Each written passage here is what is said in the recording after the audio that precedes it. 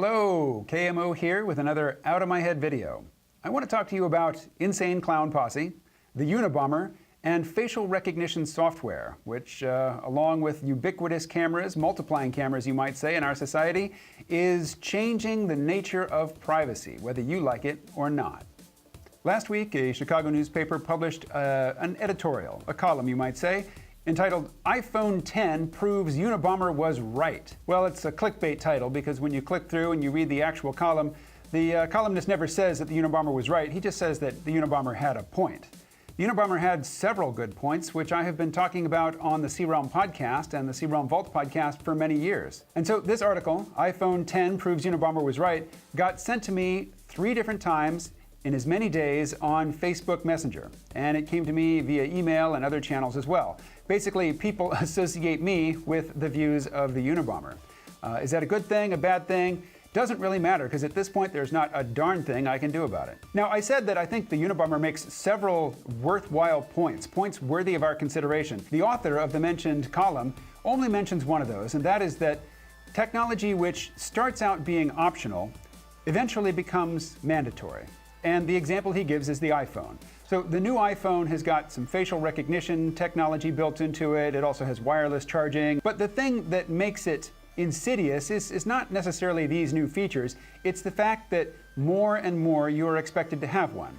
Not necessarily an Apple product. It can be a Samsung phone, or like I have, a Sony phone. But you are expected to be reachable at a moment's notice because you have a phone and also your email and your social media all right here in the palm of your hand at all times. Back in 2007, when Apple introduced the first iPhone, it was a luxury item. Almost nobody had one. Today, as Republican congresspeople are fond of saying, even poor people have iPhones, which is their way of saying they're not really poor. The author of the column that I mentioned also brings in the work of Yuval Harari, the author of a book called Sapiens.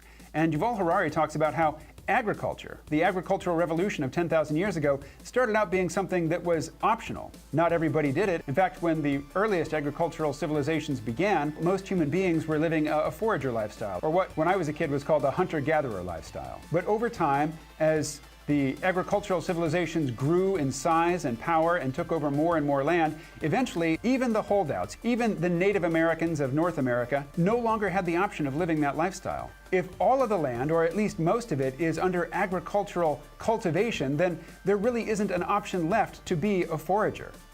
What's more, if you have to pay property taxes on the land that you inhabit, well, you can't own that much, and you can't have a huge range that you are going to use as your base for gathering food and the necessities of life. You really are forced to enter the techno-industrial system, to get a job, to pay taxes, and most likely to spend money every month on a car and on one of these things. And now, what's up with the makeup? Well, this past Sunday, that would be the 17th of September, 2017, the Juggalos, which is to say the people who identify with each other as members of a family based around a hip-hop duo called Insane Clown Posse, they gathered in Washington, D.C. to protest the fact that the FBI in 2011 published their annual National Gang Threat Assessment, in which they listed the Juggalos, the followers of the Insane Clown Posse, as a national, loosely affiliated criminal gang. And Juggalos have suffered as a result. According to the author of a piece in the Washington Post, Juggalos not associated with gangs have reported being repeatedly stopped by police, added to gang databases, blocked from the military, placed on stricter forms of probation, and suspended from school and fired from jobs. Imagine that. Treated differently by the criminal justice system, fired from your job. I even read one story about a woman who lost custody of her children because she made it known in public that she is a fan of the Insane Clown Posse. So the Juggalos and the Juggalettes, they assembled in Washington, D.C., and they marched around the tidal pool from one monument to the next, and they flipped a middle finger to the FBI and said, "We are not a gang. You cannot treat us as criminals just because we like the Insane Clown Posse." Well, I'm afraid that as absurd as it seems, if you do listen to the Insane Clown Posse, and you have indicated your fandom on Facebook or social media somewhere, or if you have a Insane Clown Posse tattoo, or if you wear a t-shirt with their imagery on it, you are considered a gang member. And just like my being associated with the thoughts of a terrorist, Ted Kaczynski, once you're in one of those databases, it is very, very difficult to get out. What the Juggalos wanted was for the FBI to make a public statement saying that the Juggalos are not a gang. The FBI has not accommodated this request, and I don't expect them to. So the Unabomber in his manifesto talked about how advancing technology diminished human freedom. Now, if you associate human freedom in any way with privacy, or the right to move without being followed or surveilled, or the right to have other people not pay attention to your private business, well, it's pretty hard not to agree with the Unabomber on that front. Take, for example, facial recognition software. Cameras are proliferating in this world. They are cheap and ubiquitous, and the power to track people is augmented greatly by rapid advances in artificial intelligence and facial recognition algorithms. So with this face paint, I'm following the instructions given on an article that I found about how to fool the technology, and that is to hide the symmetries in your face, break up the regularity of the features on your face. Most importantly, something that I haven't done is to cover the piece of your face where your eyes and the bridge of your nose come together. But of course, this is not a very effective way to go unnoticed. One, you're very obvious, to everybody around wearing this. And what's more, the facial recognition algorithms are advancing very rapidly. They're advancing to the point where they can identify people who are wearing masks. They can identify people who are wearing big goggles. They can identify people who are covering the lower half of their face with a bandana. If you think that you're going to go out and break windows and beat people up and be unidentified because you're wearing a black hood and a black kerchief across your face, that is a very temporary state of affairs. The AI will recognize you in short order. So I mentioned that 3 different people in as many days had sent me this article about the iPhone X proving that the Unabomber was right.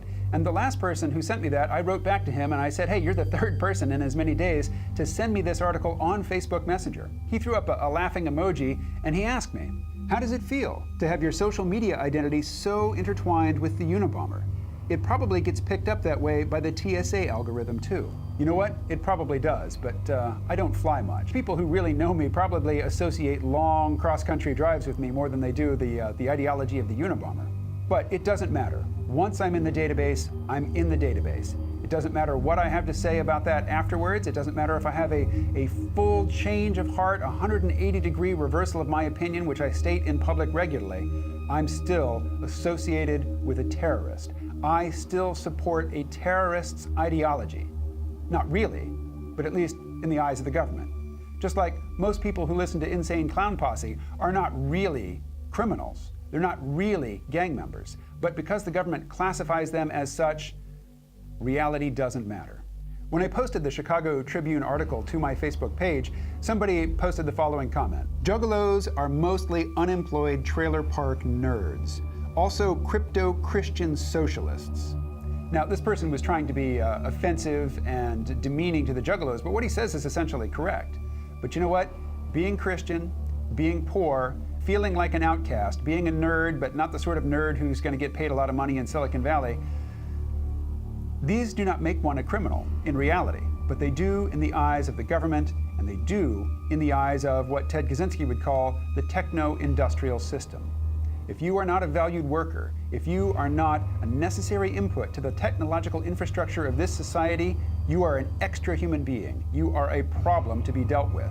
You are, in a sense, simply because of your socioeconomic status, a criminal. Now, I am not sending bombs to people. I am not advocating that anybody be hurt or that violence be used to correct this problem in any way. But I do agree with Theodore Kaczynski that there is no opting out of techno-industrial society. We are all subjects of and participants in the system. There is no escaping it.